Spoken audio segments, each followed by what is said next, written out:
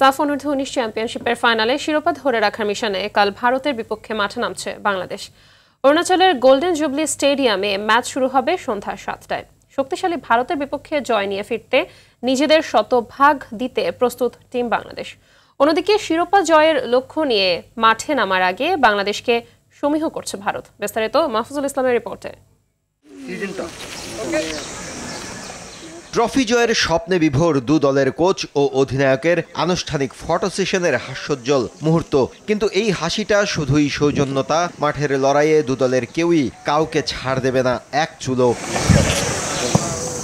ফুরফুরে মেজাজে থাকা বাংলাদেশের যুবারা জানে প্রতিপক্ষ কতটা শক্তিশালী, সে অনুযায়ী অনুশীলনে পরিকল্পনা সাজিয়েছে বাংলাদেশ দল। স্বাগতিকদের বিরুদ্ধে শিরোপা ধরে রাখার কঠিন পথটা পাড়ি দিতে প্রস্তুত বাংলাদেশ। হাই ভোল্টেজ ফাইনালে চাপ না নিয়ে খেলতে চায় নিজেদের স্বাভাবিক খেলাটা।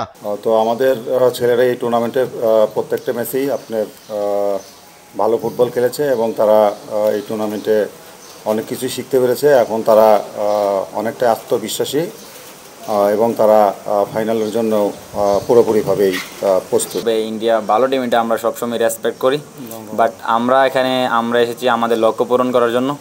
তো আমরা আমাদের দিক থেকে 100% এফোর্ট দেওয়ার চেষ্টা করবো এবং আমরা আমাদের লক্ষ্য পূরণ করার চেষ্টা করবো ইনশাল্লাহ। বাংলাদেশের এই দলটাকে সমীহ করছে ভারত। ফাইনালে কঠিন পরীক্ষার কথা মানছেন দলটির কোচ।